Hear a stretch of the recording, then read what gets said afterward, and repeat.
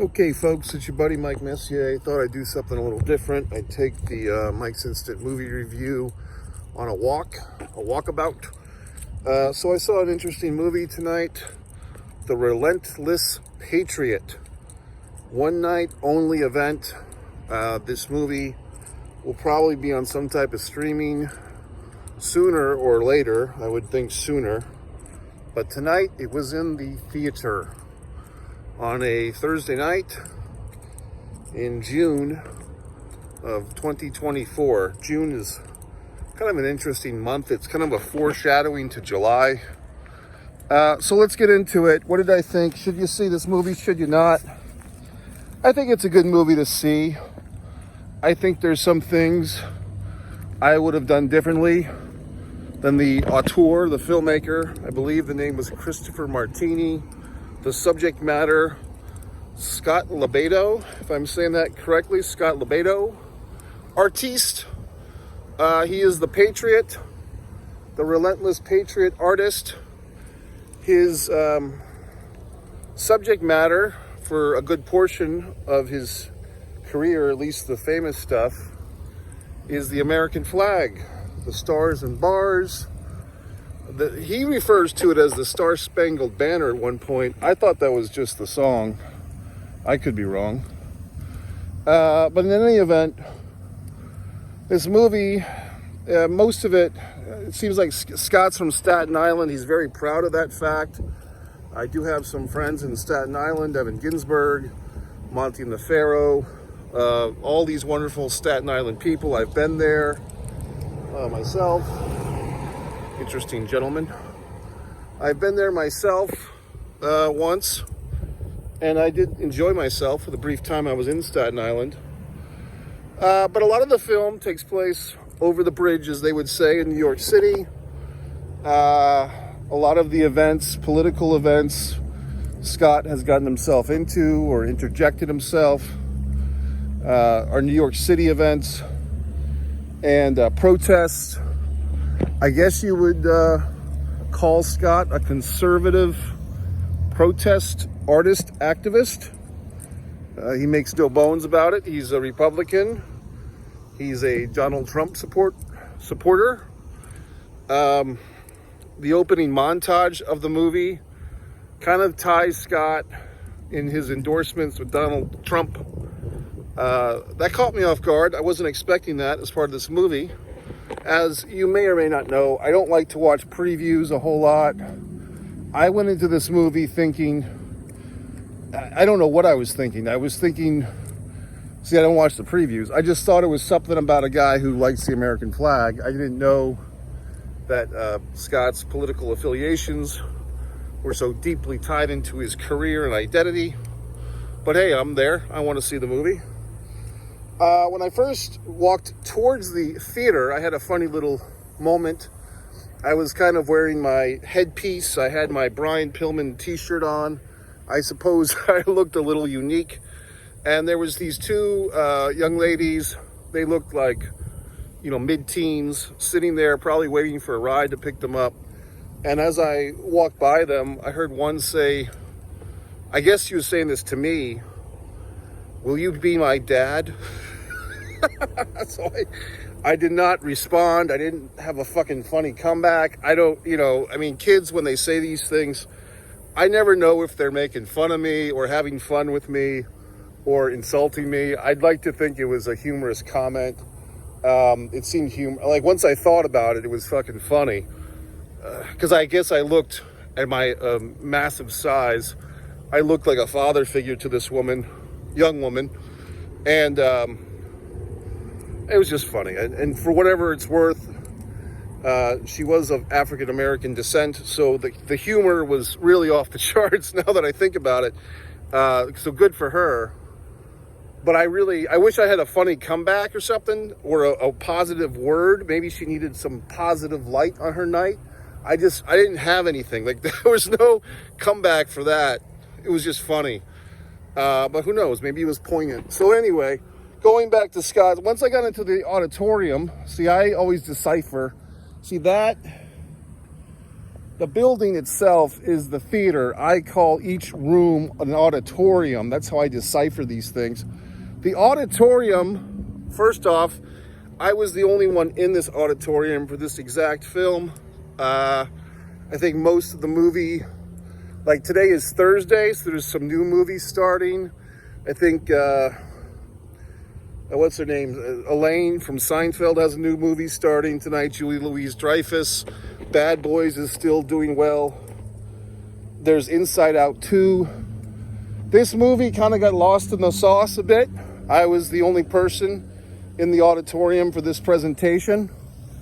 And I also noticed this movie was not playing in other states. I was trying to reference a friend of mine to see in Massachusetts, but it was not playing near him. When the movie started, and also during the previews, I noticed the volume was not very loud. It was passable. I could hear it. It just wasn't comfortable. Now, a normal asshole would just sit there in the theater and just silently be miserable, and just after the movie ended say, oh, I couldn't hear anything. I'm the type of asshole, I'll get out of my goddamn seat. I'll walk down the aisle. I had to wait patiently.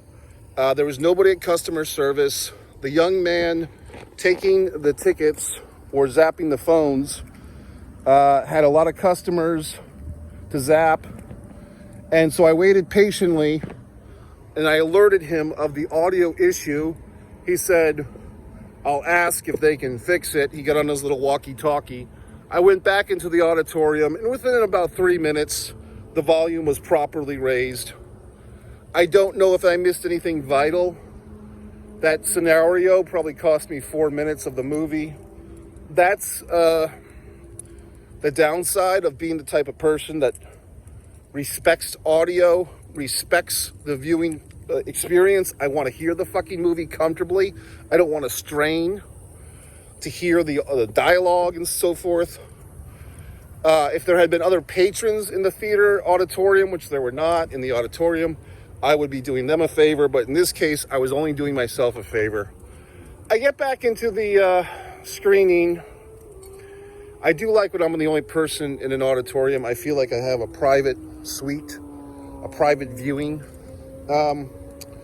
Here's my things with documentaries. I've said this before, I'll say it again. Conflict. That's the most missing ingredient to documentaries. Even an otherwise well-made documentary like this one, a very interesting personality profile, I do feel like Scott's story has tons of conflict. He's a married man. We really don't get into his personal life. I believe he has a younger brother who at one point wanted to go on one of Scott's road trip adventures, and Scott wouldn't let him go with him.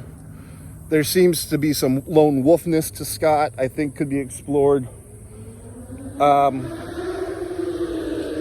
The political stuff, you know, Scott's been arrested or detained by the police several times for his activism art. I would have liked to have gone into deeper depths with that. They do scratch on it, they just don't really dig. Also, you know, Scott's a Trump guy, that's his prerogative. I would have liked to have seen Scott's emotions and visceral reaction to January 6, 2021, the Capitol riots, whatever you want to call it. Some of Scott's, you know, emotions and his defense, and I share this with him, of the American military and the American police. The American military and the American police are very dear to Scott's heart. I respect that. I would have liked to have seen Scott's, you know, thoughts or reactions to January 6th. Did that situation conflict? You know, if Scott, which I do believe him as such a patriot and so forth, I believe at least one U.S. police officer was killed during the January 6th riots, which, you know, you say what you want, but to me, Trump provoked that situation. At least he didn't do everything he could to prevent it. And I feel like Scott's, you know, How did Scott stand on that once that situation broke down? Of course, we may not get that because Rudy Giuliani is basically the second from the top talking head in this film. Giuliani actually sounds pretty good in this movie. He sits at a desk. He just talks about Scott for the most part and Scott's role in things. And Giuliani looks, very official and all that. But I guess that being said, you're not going to find anything in this film that shows any type of conflict within Scott of his support of Trump. But what I really enjoyed, because that Trump stuff really bookended the movie, like the first 5 or 6 minutes and then maybe the last 20, I found the stuff inside of that more interesting. And Scott has a lot of good quotes, a lot of good sound bites. A smart guy. And he does have that New Yorker thing where he swears all the time and fucking, everything is fucking. And it's fun to listen to a New York guy say fucking a lot. It's just good. Like, New Yorkers are good swearers. They swear well. They curse well. And, Scott will... when Scott's talking, he just kind of like... You don't know when he's actually citing something in reality or he's just making some crazy shit up. Either way, it's highly entertaining. If you've ever seen... when I was a young man, I saw Eric Bogosian in New York City do a one-man show called Sex, Drugs, and Rock and Roll. And just that agitated, mid-sized, 5'8", ethnic New Yorker who swears is just a great, like, 10-hole American to me. So Scott LoBaido fits into that quite well. Interesting that they had a lady, the talking heads, they had like Scott's wife, some friends, a brother, and a former girlfriend, which I thought was interesting. I think it might have been interesting to, hear the former girlfriend. Is there an interesting story perhaps of why she is a former girlfriend? Is Scott too intense for her, or was he too intense? I feel like, once again, when these documentaries that are kind of like personality profiles, and I've said this about many films, biopics and so forth, when the filmmaker is trying too hard to protect or to, make the subject matter look good, it's good for the subject matter, but it's not necessarily good for the audience. I feel like we could have gotten into some of the dark side of the eccentricities of Scott. He does admit he's a heavy smoker, he's a drinker.